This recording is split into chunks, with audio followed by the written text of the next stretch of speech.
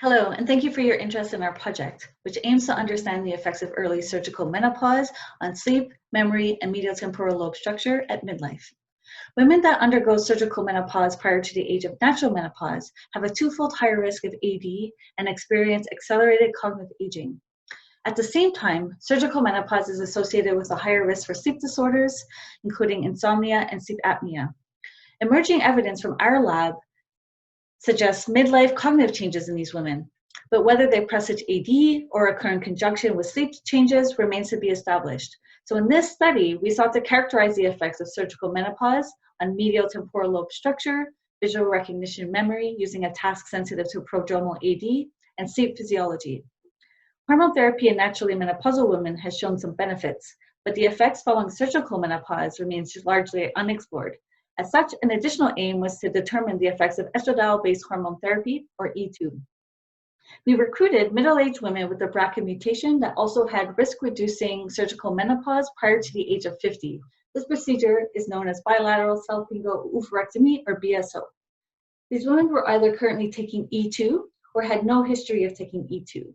Their performance was compared to two comparator groups, age-matched premenopausal controls, as well as spontaneously menopausal women. These women were approximately 10 years older, but matched in terms of time since menopause. High-resolution T2-weighted scans were collected, and regions of interest were manually segmented and include subfields of the hippocampus and extrahippocampal structures, which are illustrated in Table 2 in Figures 1 and 2. Results demonstrate differential patterns of atrophy for BSO versus SM women.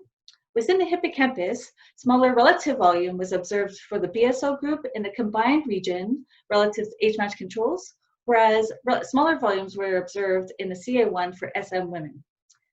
Within extrahippocampal structures, atrophy was restricted to SM women, predominantly in the perirhinal cortex, as well as the parahippocampal cortex.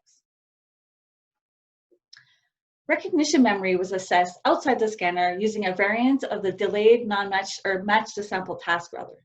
The main difference is that distracting stimuli are presented during the retention delay to interfere with processing of the target image. These targets or these distractors are either objects, scenes, or scrambles. Performance was assessed separately by distractor type using an efficiency score.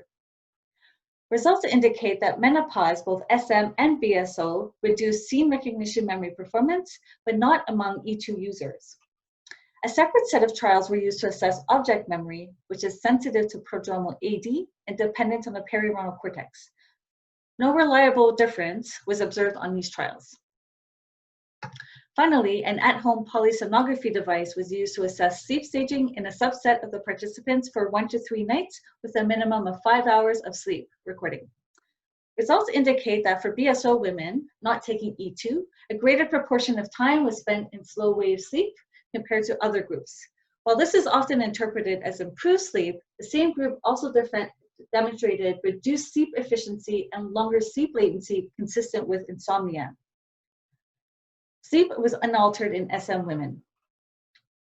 Overall, our results illustrate concurrent changes in sleep, hippocampal structure, and function in middle-aged women with BSO, some of which is maintained by E2. Atrophy in extrahippocampal structures might be age-dependent. These findings have important implications for understanding elevated AD risk in this population. Thank you very much for your time.